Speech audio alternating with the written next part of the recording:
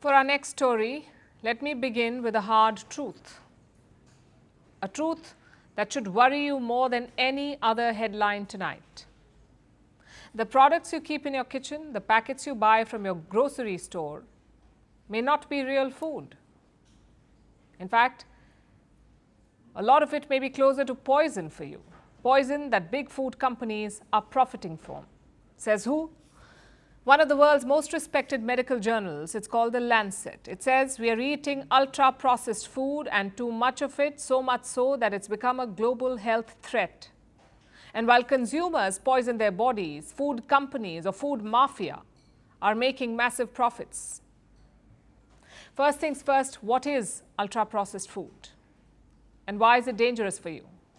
Ultra-processed foods are foods that are not made in kitchens. They're made in factories. They start as cheap crops like maize, wheat, soy, palm oil.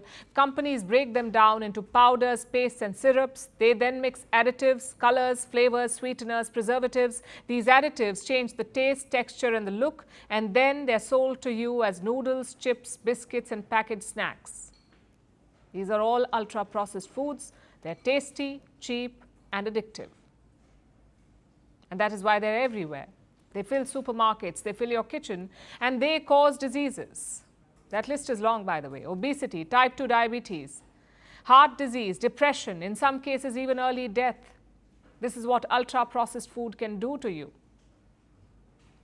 Now, these findings come from a massive review of studies, and they reveal a trend.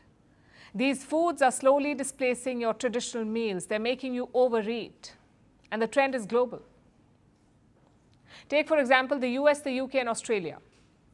In these countries, more than half of all daily calories come from ultra-processed foods.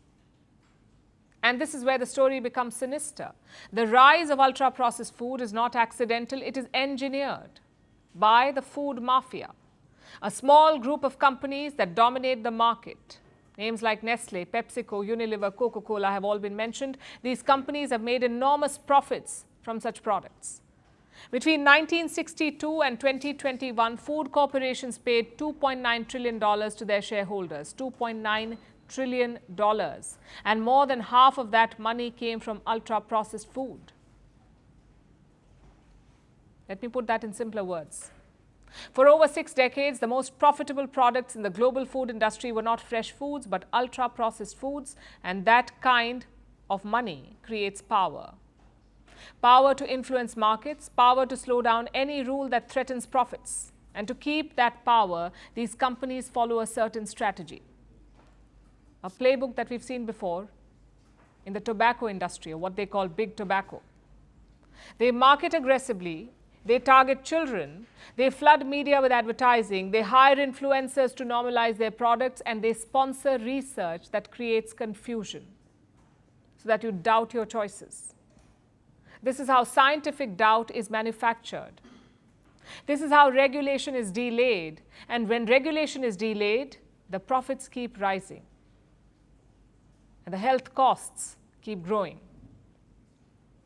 Now, in its defense, the industry says that there is, and I'm quoting, there is no scientific consensus on ultra-processed foods.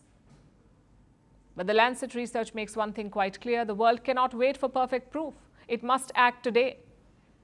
And this should be a signal for governments more than anyone else. They should regulate the space better with clear warning labels, limits on marketing and taxes on certain products. They must also ensure better access to fresh and minimally processed food. This has to be a policy move. So here's the question for all of us. Will governments put public health first? Or will the food companies keep deciding what the world eats? Because right now, the choice is not on your plate. It's in their boardrooms. I was a revolutionary. I became a ruler. I claimed to protect my people. I terrorized them instead. I built palaces. I started wars. I lost everything. Some called me a defender of Arab pride. History remembers me as a dictator. Who am